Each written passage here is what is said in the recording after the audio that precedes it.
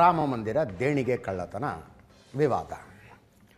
ಇದೆಲ್ಲವನ್ನು ಇನ್ನು 7-8 ತಿಂಗಳಿಗೆ ಉತ್ತರ ಪ್ರದೇಶದಲ್ಲಿ ವಿಧಾನಸಭಾ ಚುನಾವಣೆಗಳಿದೆ ಅನ್ನುವುದನ್ನು ಗಮನದಲ್ಲಿಟ್ಟುಕೊಂಡೇ ನೋಡಬೇಕು. ಆ ಕಾರಣಕ್ಕಾಗಿ ಎಲ್ಲಿಲ್ಲದ ಇಂಪಾರ್ಟೆನ್ಸ್ ಇದೆ ಈ ಕೇಸಿಗೆ.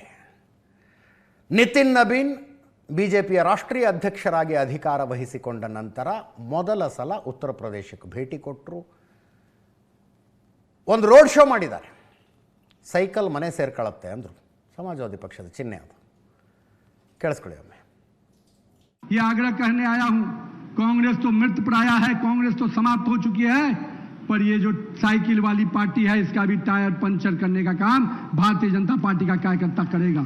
और इस बार तो साइकिल का कबाड़ में जाएगी मित्रों, इस बार साइकिल मरम्मत भी नहीं हो पाएगी, इस बार साइकिल पूरी तरह से कबाड़ में जाएगी। इसकी व्यवस्था शक्ति केंद्र का कार्यकर्ता करने को तैयार है मित्रों।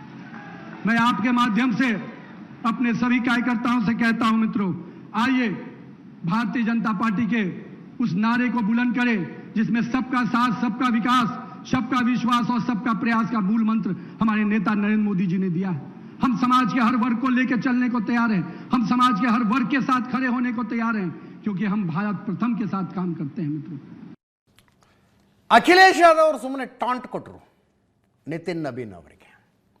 BJP ರಾಷ್ಟ್ರಾಧ್ಯಕ್ಷರಾದ ಬಳಿಕ ಮೊದಲ ಬಾರಿಗೆ ಉತ್ತರ ಪ್ರದೇಶಕ್ಕೆ ಬಂದಿದ್ದೀರಿ, ನಿತಿನ್ ನಬೀನ್ ಅಯೋಧ್ಯೆಗೆ ಹೋಗಿ ರಾಮನ ದರ್ಶನ ಪಡೆಯಲ್ವಾ ಅಂತ ಟ್ವಿಟರ್ ಮೂಲಕ ಇದು ಟಾಂಟ್ ಕೊಡೋದು ಅಂತಾರೆ ಅದಕ್ಕೆ ನಿತಿನ್ ನಬೀನ್ ಅವ್ರದ್ದು ಉತ್ತರ. ಈ ಹಿಂದೆ ನೀವು ಪ್ರಭು ಶ್ರೀರಾಮನ ಅಸ್ತಿತ್ವವನ್ನೇ ಪ್ರಶ್ನಿಸಿದವರು, ಕರಸೇವಕರ ಮೇಲೆ ಗುಂಡು ಹಾರಿಸಲು ಆದೇಶ ನೀಡಿದವರು, ಈಗ ನಿಮಗೆ ರಾಮನ ನಂಬಿಕೆಯ ಬಗ್ಗೆ ಮಾತನಾಡುವ ನೈತಿಕ ಹಕ್ಕಿಲ್ಲ ಅಂತ. ಈ ಕಡೆ ಮಹಾರಾಷ್ಟ್ರದಲ್ಲಿ ಶಿವಸೇನೆ ಉದ್ಧವ್ ಠಾಕ್ರೆ ಬಣದವರು ಪ್ರತಿಭಟನೆ ಆರಂಭಿಸಿದ್ದಾರೆ ರಾಮರಕ್ಷಾ ಯಾತ್ರೆ ಅನ್ನುವ ಹೆಸರಿನಲ್ಲಿ. ಅಲ್ಲೊಂದು ಆಂಜನೇಯನ ದೇವಸ್ಥಾನ ಇದೆ, ಅಲ್ಲಿ ಹನುಮಾನ್ ಚಾಲೀಸಾ ಪಠಿಸುವ ಮೂಲಕ ಪ್ರತಿಭಟನೆ ಇದು. ಅದಕ್ಕೆ ದೇವೇಂದ್ರ ಫಡ್ನವೀಸ್ ಮಹಾರಾಷ್ಟ್ರದ ಮುಖ್ಯಮಂತ್ರಿಗಳ ಉತ್ತರ. ಉದ್ಧವ್ ಠಾಕ್ರೆ ಮಾತಾಡುವಾಗ ಹೇಳ್ತಾರೆ, ಅಯೋಧ್ಯೆ ಒಂದು ದೇವಸ್ಥಾನ ಮಾಡಿದ್ರು ಅದರಲ್ಲೇ ಇಷ್ಟೆಲ್ಲ ಆಗಿದೆ, ಇನ್ನು ಕಾಶಿ ಮಥುರಾ ಕೂಡ ಇವ್ರ ಲಿಸ್ಟ್ನಲ್ಲಿದೆ, ಅಲ್ಲೂ ಏನೇನಾಗುತ್ತೋ ಅಂತ ಕೇಳಿದರು ಉದ್ಧವ್ ಠಾಕ್ರೆ. ಅದಕ್ಕೆ ದೇವೇಂದ್ರ ಫಡ್ನವೀಸ್ ಅವರು ಏನು ಹೇಳ್ತಾರೆ ಕೇಳಿಸ್ಕೊಳ್ಳಿ. आणि हिंदू आज भरडला जातोय. 12 वर्ष होऊन गेली. आज ज्यासाठी आपण मेहनत केली होती ती व्यक्ती पंतप्रधानपदी बसली आणि बसल्यानंतर कट्टर कडवट हिंदुत्ववादी शिवसेनेला नष्ट करण्यासाठी जणू काही अफजल खानी विडा त्यांनी उचलला. काय उचलला? कारण हिंदुत्वाचा गैरफायदा घ्यायचा होता. हिंदुत्वाचा गैरफायदा घेताना फक्त एकच शिवसैनिक असा आहे, एकच शिवसेना देशात अशी आहे की समोर उभी राहून निधड्या छातीने त्यांना प्रश्न विचारू शकेल. अयोध्या तो झाकी है, काशी मथुरा बाकी है. आता मला भीती वाटायला लागली, जर ही अयोध्याची झाकी असेल तर काशी मथुरा किती लुटतील. नाही, मला आनंद आहे की शेवटी उद्धवजींना राम आठवले. आमची अपेक्षा एवढीच होती की त्यांना राम आठवले पाहिजे. त्यांनी रामाचा मार्ग सोडला होता, म्हणूनच त्यांच्या पक्षाची अधोगती झाली. राम मार्गाने चालले तर त्यांचं भलं होईल. केवळ आजच्या पुरती नाही, त्यांनी रोज एकदा रामरक्षा म्हणावी अशी माझी अपेक्षा.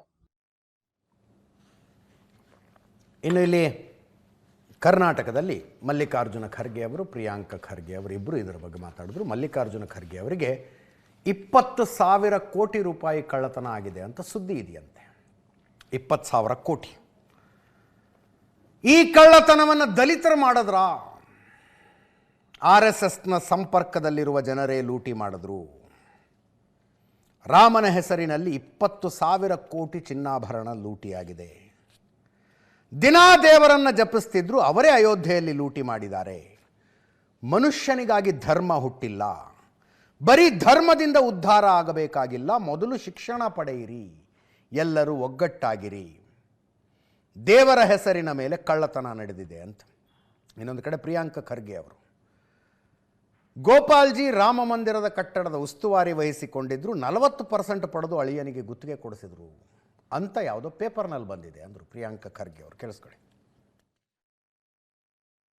ನೀವು ನೋಡಿದಿರಲ್ಲ ಈಗ ಅಯೋಧ್ಯೆನಲ್ಲಿ ಏನಾಯ್ತು, ಏನ್ ನಡೆದಿದೆ ಅಲ್ಲಿ? ಕಳ್ತಾನೆ ಯಾರು ದಲಿತರು ಮಾಡಿದ್ರ? RSS ದವರು, BJP-ದವರು ಅವರೇ ಅಲ್ಲೆಲ್ಲ ಅವರ ಪರವಾಗಿರ್ತಕ್ಕಂಥ ಜನನೇ ಲೂಟಿ ಮಾಡಿದ್ರು. ಈಗ ಸುದ್ದಿ ಬರ್ತಾ ಇದೆ ಸುಮಾರು 20,000 ಕೋಟಿ ಮೇಲೆ ಅಲ್ಲಿ ಲೂಟಿ ಆಗಿದೆ ಅಂತ. ರಾಮ ಮಂದಿರ ಹೆಸರಿನ ಮೇಲೆ 20,000 ಕೋಟಿ ಬಂಗಾರು ಬೆಳ್ಳಿ ಲೂಟಿ ಆಗಿದೆ. ಹೇಗಾಯ್ತಪ್ಪ?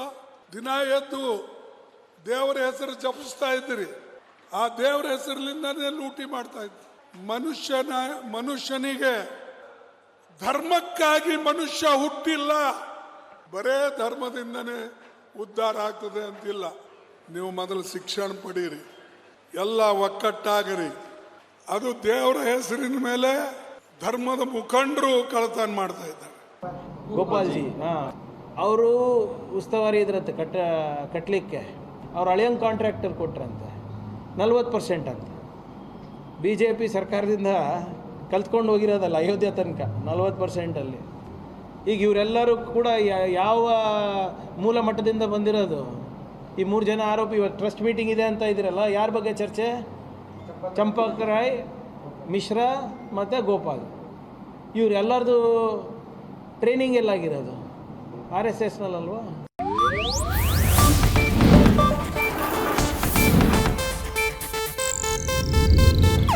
ಇದು ಏಷ್ಯಾನೆಟ್ ನ್ಯೂಸ್ ನೆಟ್ವರ್ಕ್ ಪ್ರಸ್ತುತಿ.